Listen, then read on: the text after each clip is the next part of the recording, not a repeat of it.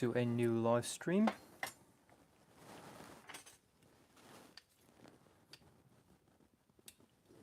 Just looking for a right palette knife now.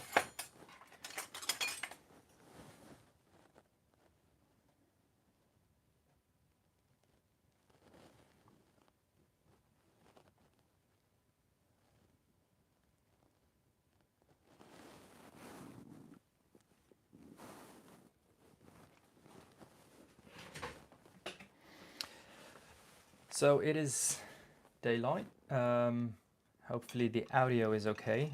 So if there's anyone who's already joining, I'd be very happy to hear if the audio is working well.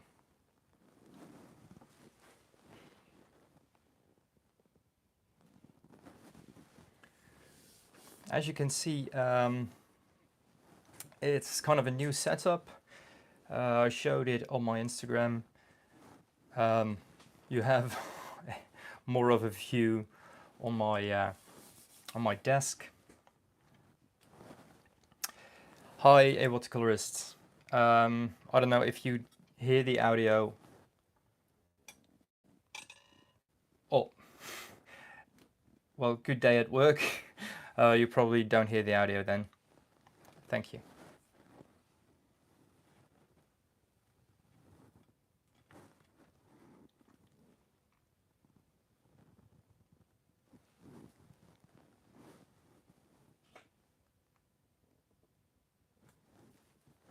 As I was saying, it is a kind of a new setup. So you see, it's not a very big slab that I'm working on, that I do all my paint making on. But it is big enough for the batches that I make. So slowly more people are popping in.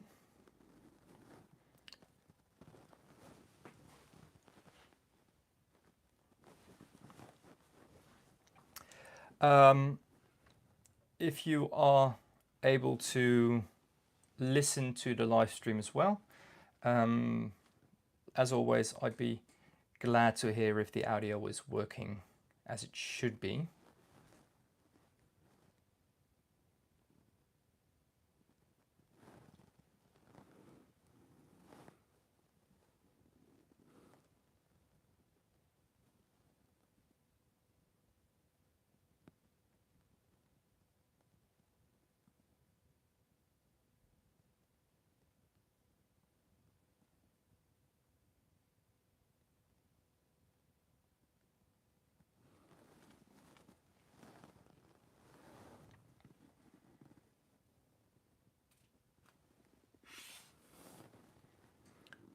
So I was kind of checking settings here on the iPad.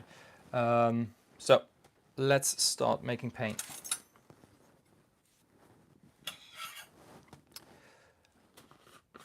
First, I'm going to start with, I think my primary yellow is PY154, and I'm going to make a bunch of dots, as well as refilling some pans. Let's check the pans. If the audio doesn't work, well, you wouldn't be able to hear me now. If you do hear me now, it should be working.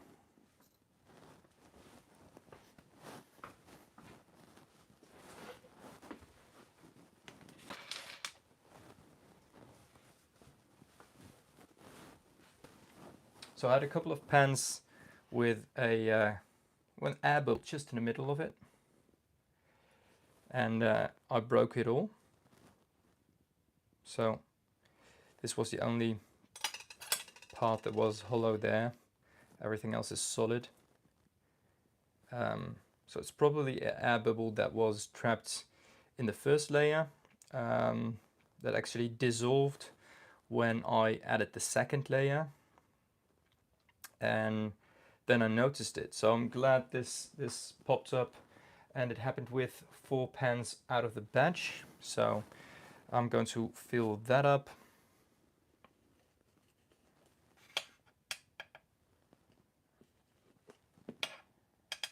And I'm going to make some dots.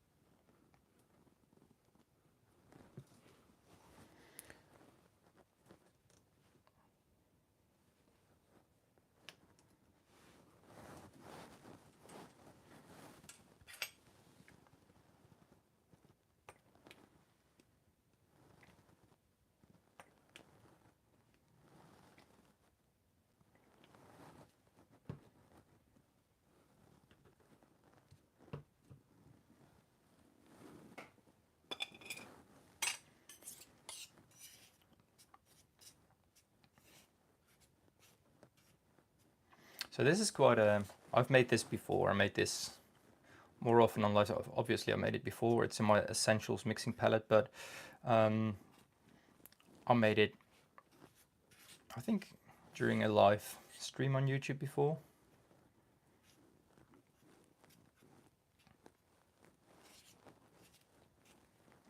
I think I can actually make more. It's quite a nice pigment to work with. It's not hydrophobic. It does lump a little bit and it gives air bubbles.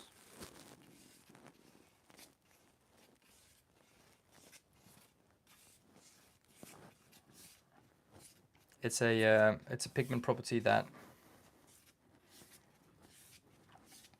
well, it could be difficult when filling the pans. That's why you always need to fill a pan layer for layer and don't use layers that are too thick.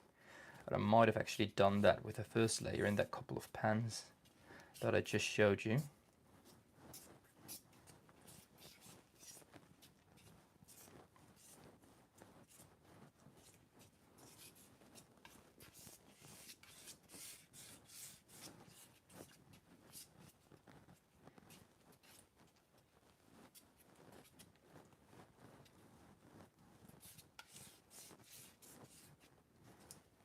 Well, let's start with this. It's not a very big batch.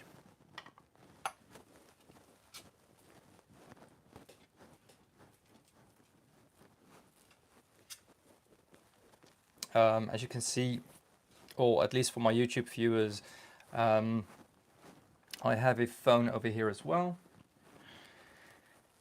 And I'm actually live on TikTok. So for those of you who are watching on TikTok, you'll have a kind of a better view of my process on YouTube. So please go check that out. My audio is better there as well, hopefully.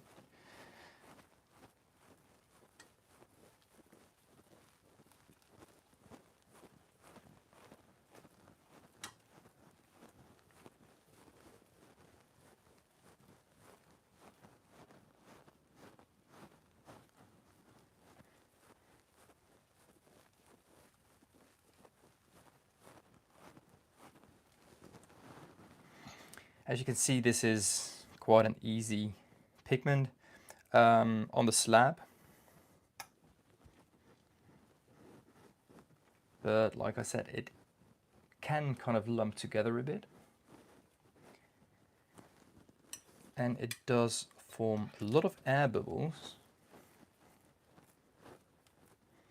So when I spread it out in a thin layer like this, the air bubbles aren't as obvious. But when you would scoop this into a pan,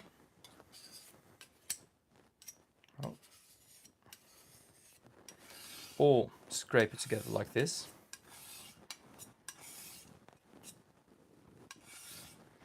there's like in this pile there's air bubbles forming. And you don't want to have that in your pan.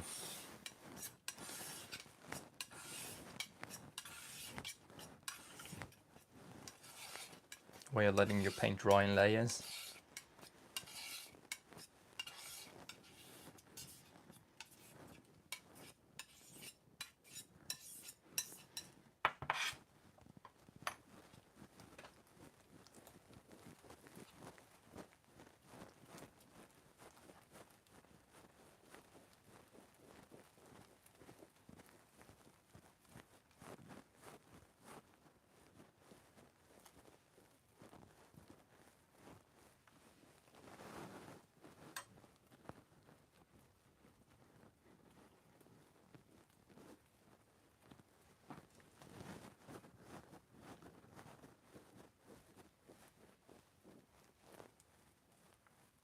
One downside of this pigment,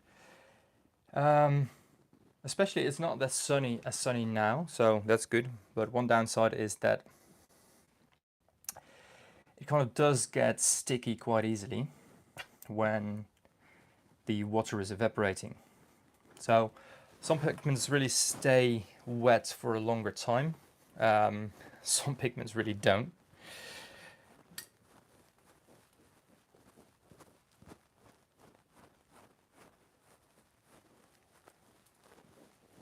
But then again, paint that is a bit on the thick side, when pouring it into pans, especially dots, since I'm making this for dots,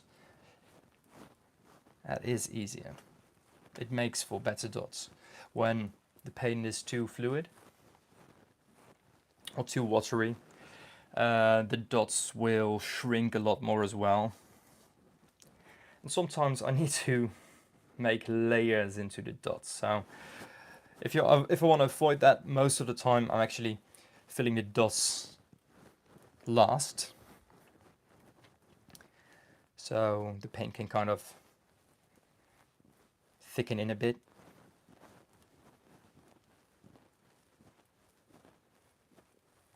So for those of you who are watching on TikTok, please check out my YouTube. The link is in my bio. Please subscribe, like, do whatever everyone asks you to do on YouTube. Because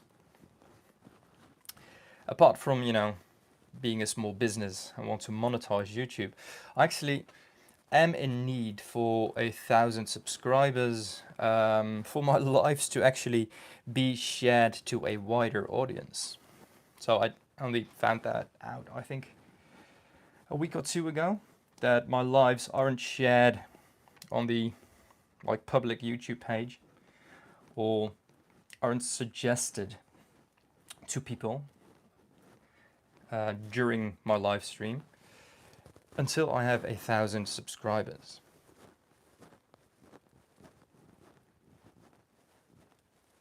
So if you want to support me in that way, please click the link in my bio, click on YouTube, join the live over there. The chat is open on my YouTube.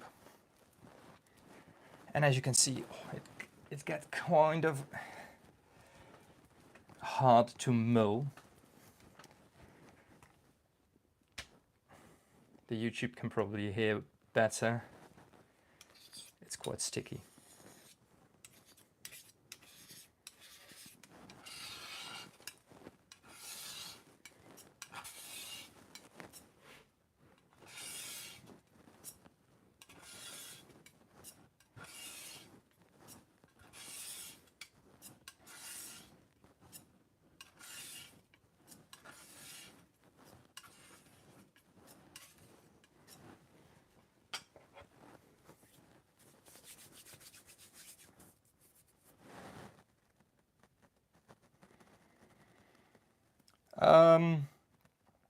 Sylvie, that is a good question. How do you know when making paint that you mulled long enough? Well, in this case, you can feel it. It's like, or at least when you've made this paint a couple of times, you can feel it.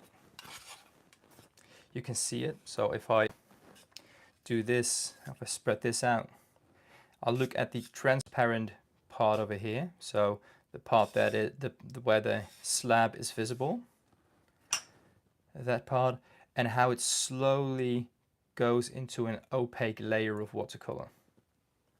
So by looking at that,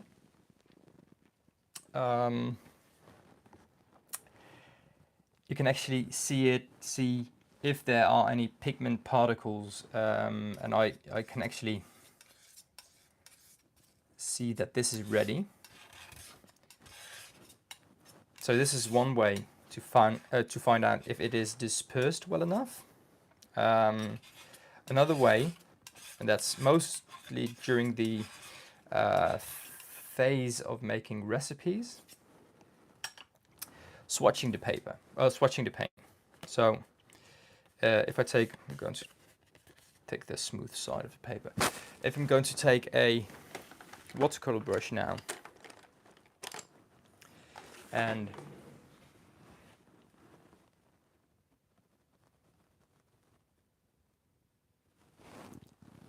there's another question. I'll come back to that in a second.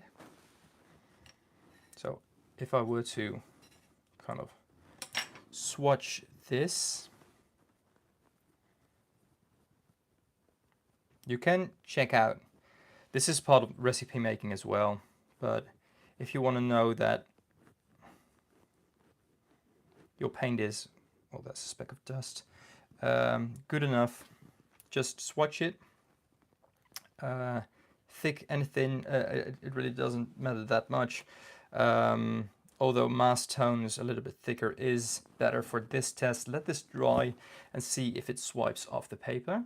So that's the recipe making, you know that the binder pigment proportions are good enough. I'm going to let this dry in the sun. And if it swatches nice and smoothly like that, it actually says a lot about your paint being ready. So if it separates a lot when adding water, if you're working with a single pigment,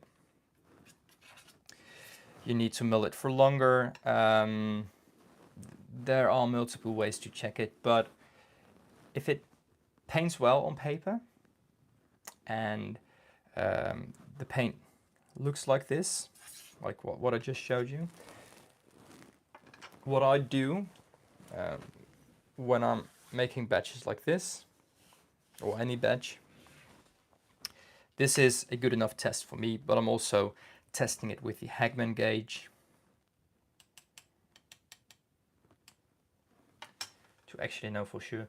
If you want to see this part, by the way, go check my YouTube, everyone on TikTok. So this is a beautiful paint, right? So for me, this is kind of, I can see the dispersion, I can see, so I'm just going to show you what I just did. This showed me that it's milled well enough. And this is not dry yet, but the part that is dry, oh, need to do that with a clean finger. Well, there's no pigment on my finger, so these are all indications that it's good enough. Your other question also that, like with earth pigments, you do not hear any more scratching. Well, a pigment like this is a synthetic pigment. Benzimidazoline yellow. It is almost, it's a soft pigment. So it's a very soft, powdery pigment that doesn't have any scratching to begin with. So it's not that it scratches more or less. This pigment does lump when you mix it with the binder. So it can lump, kind of form little aggregates of pigment within your mix. So you need to be careful of that. You need to mull that out. And if it's, you know, a smooth paint like this, I thank you very much. It is really smooth. It not only looks really smooth, but it is really smooth. If it gives you a smooth paint like this, you are ready to go. But like I said, you know, I've made this very often, so I know what I'm looking for. I know what it feels like.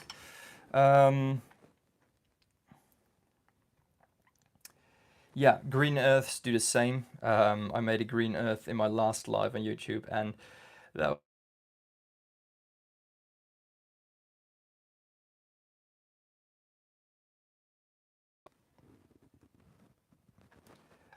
so that was very scratchy.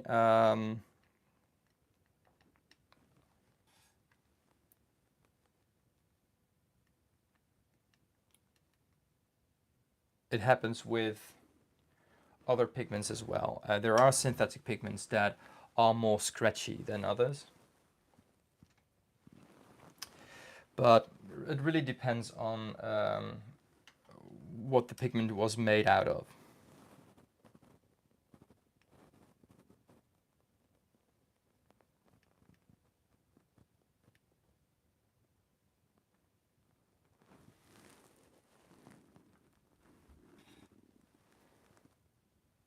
So I have like this ultramarine pigments that make some noise. I noticed with the new blue and red pigments, Yinmin and Yintico, they also kind of scratch at the beginning. So that might be the composition of the pigment.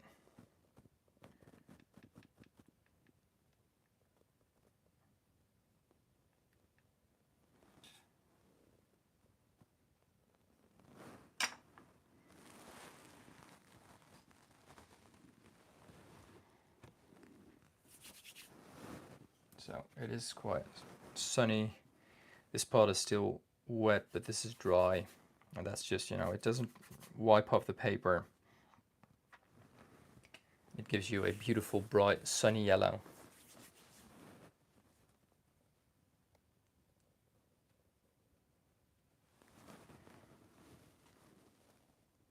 Let's have a look at other pens.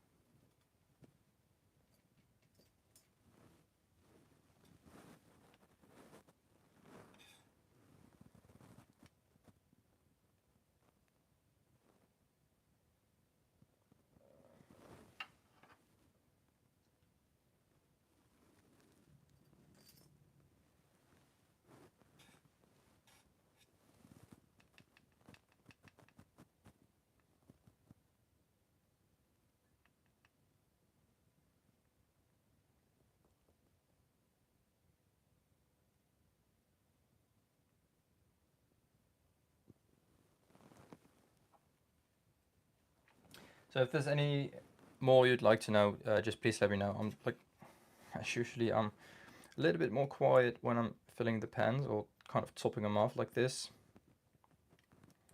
because I don't want to make a mess.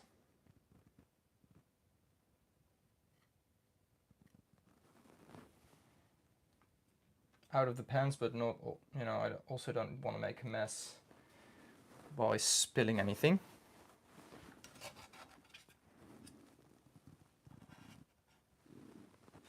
So these are my, for everyone on TikTok, go check out my YouTube. But these are my dot pens, and I'm going to fill them right now. The paint is more sticky than it was at the beginning, so the water is evaporating. And it gives me lovely dots like this, quite full and generous dots that'll shrink into something like this. So this is a dry dot of the same yellow, and it's quite a nice amount of paint for, sampling. If you're new to my paints or handmade watercolor paint, or if you want to try a certain pigment, these fit into any watercolor palette. So you can just add them to your existing palette as a sample paint. You made moss green some weeks ago with ready-made binder from Crema, and it never dried. I think really too much binder for that. Well, what were the proportions, pigment and binder wise? And moss green sounds like a pigment mix. What was it made out of? Or if it's a single pigment, which one are you talking about?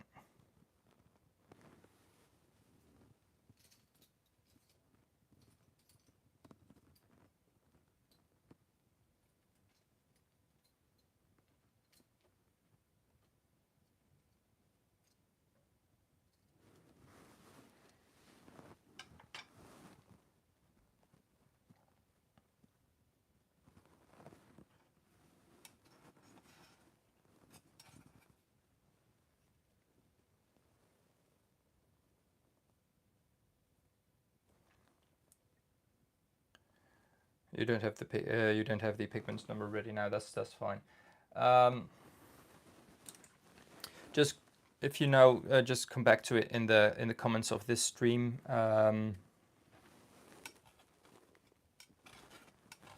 For the people watching the live stream later, so rewatching it. If you know the pigment numbers, I shall reply to that as well.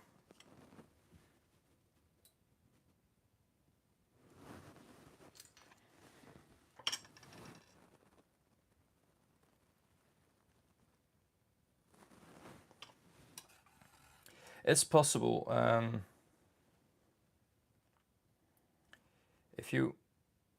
If it were like an earth green, or if earth green was added to it, like PG23, it would have needed more binder.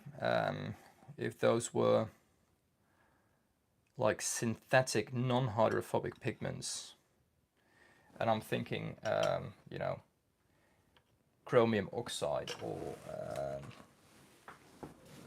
ultramarine mixed with something. I kind of need to find a place to put this.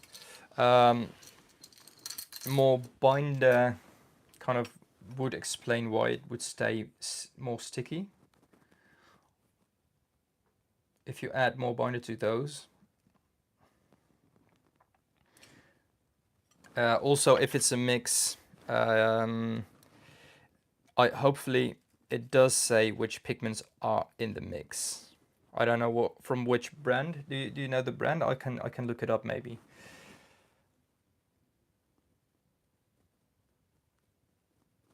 Thank you, Geefel, and feel free to rewatch it anytime.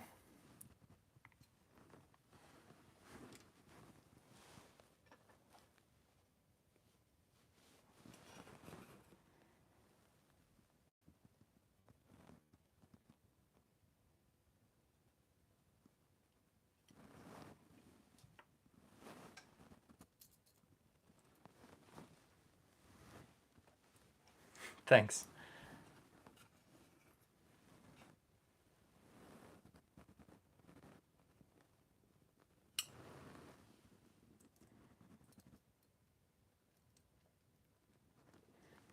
I really do enjoy making this yellow as well.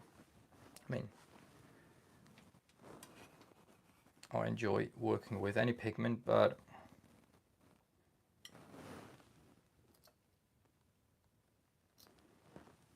that's too full.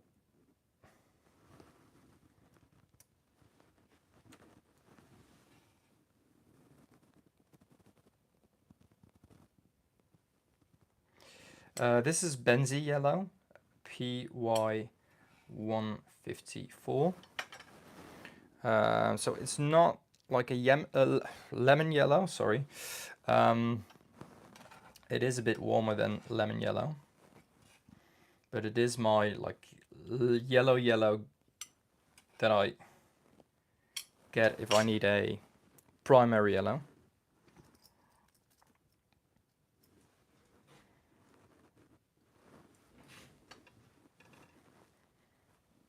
So it's a bit on the warm side, but a while back I compared that with Indian yellow. And I compared the Indian yellow with an orange. I mean, looking at, just going to take dry dots here.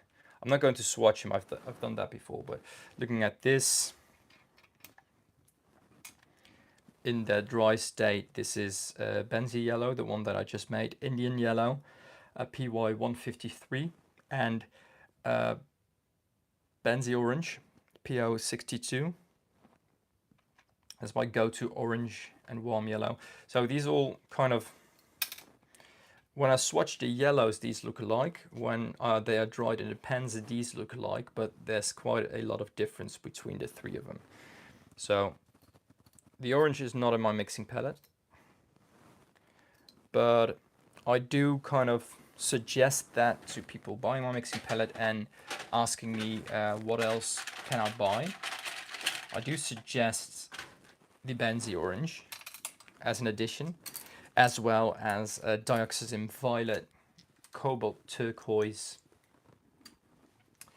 and maybe a kind of Viridian green, or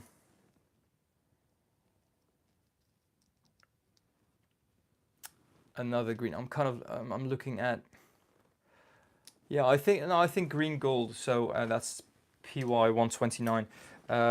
That's my most suggested kind of other yellow / green. It's kind of a combination.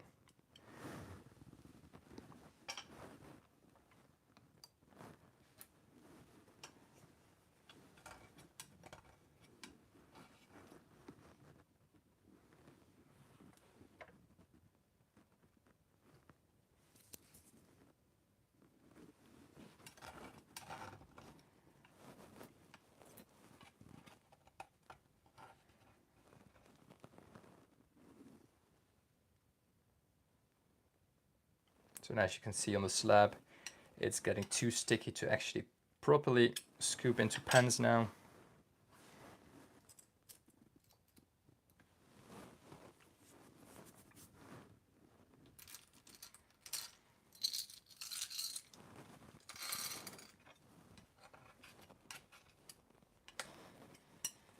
Also, this is kind of dry pieces, and I'm just going to scoop this into a dot pan, I think, and see how that dries. I'll do that later. So this was my Benzie yellow. For the tests, I used the Heckman gauge for people on TikTok. The swatch is dry as well, so it's a beautiful, bright, slightly warm yellow, but a great primary yellow to mix with.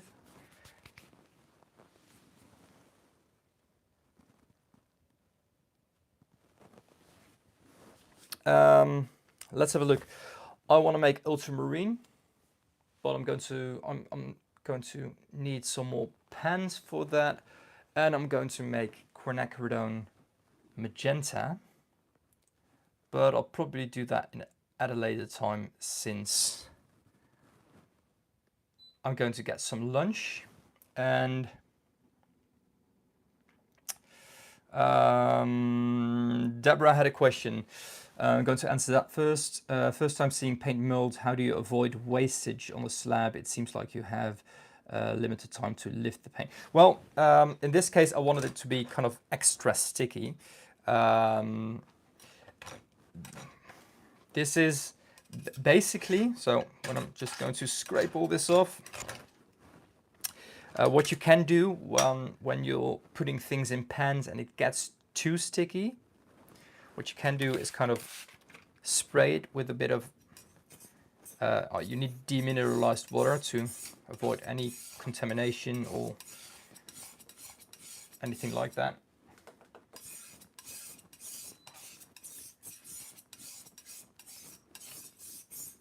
So as you can see, especially when you have a right recipe for your paint or binder, but if you want to know that, check out my videos about how to make watercolor paint. As you can see, with just a spray of water, I actually just have enough moisture to redissolve my entire slab of paint. So when you're making a batch for yourself, as a kind of an artist who makes their own paint, you can actually scoop this in a little jar or in an empty tube, and you can just put this with the paint that I just poured into pans. When you're making it for yourself, you can just do that, pouring it into a jar and adding this to it. This is nothing more than the paint that you just made with a bit of extra water.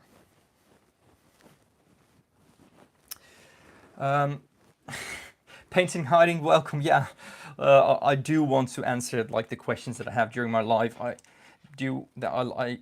really appreciate the interaction. So I'm going to reschedule my lunch for a few minutes now.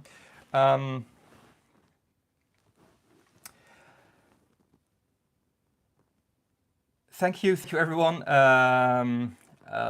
First, Giefel doesn't have the brownish mass tone like PY150. No, that is quite almost a fluorescent yellow in washes and a very mustard-like yellow in its mass tone. So it's an interesting one, like the warm cousin or sibling of PY129 green gold. So this is yellow. The other one not so much. Can you use a silicone spatula for it? Well, yes and no, but the thing with the silicone spatula, if I have one over here, well, let me just tell you. The thing with this is a very flat and now very sharp because of you're sharpening it when you do this. This is a flat area. You can put a lot of pressure on it and actually just scoops the paint off. So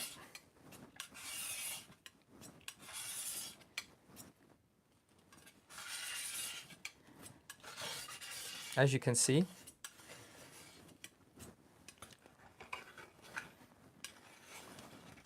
this is all the paint I can take off the plate when you apply the little trick I just showed you.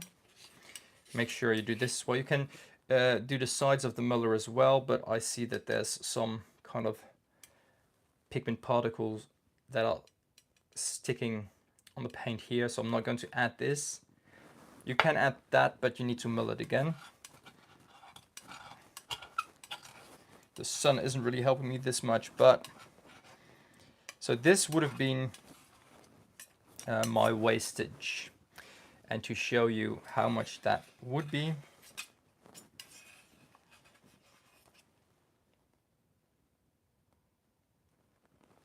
it's 1 dot of paint.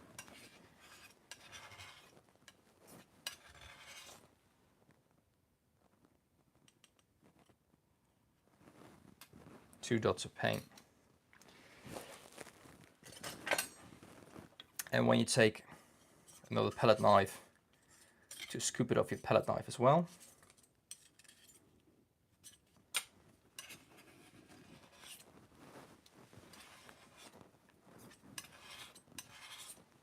Oh, that would have been 3 dots of paint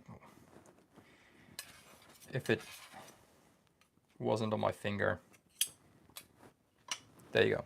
So 3 dots of paint can be saved from this. Can you take this off the slab?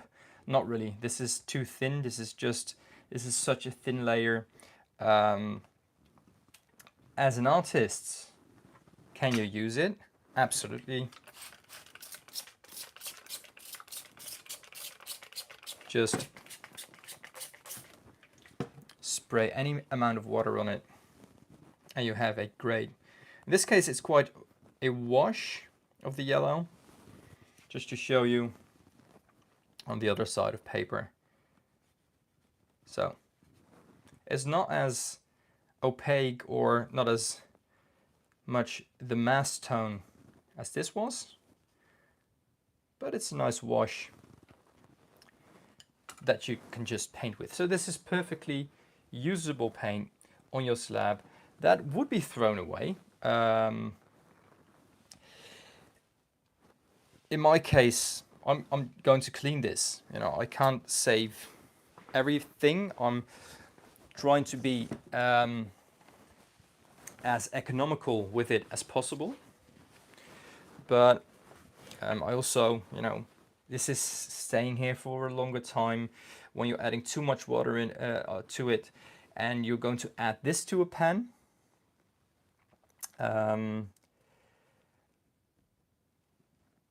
the pigment will kind of sink down to the pan and the water will just evaporate. It will kind of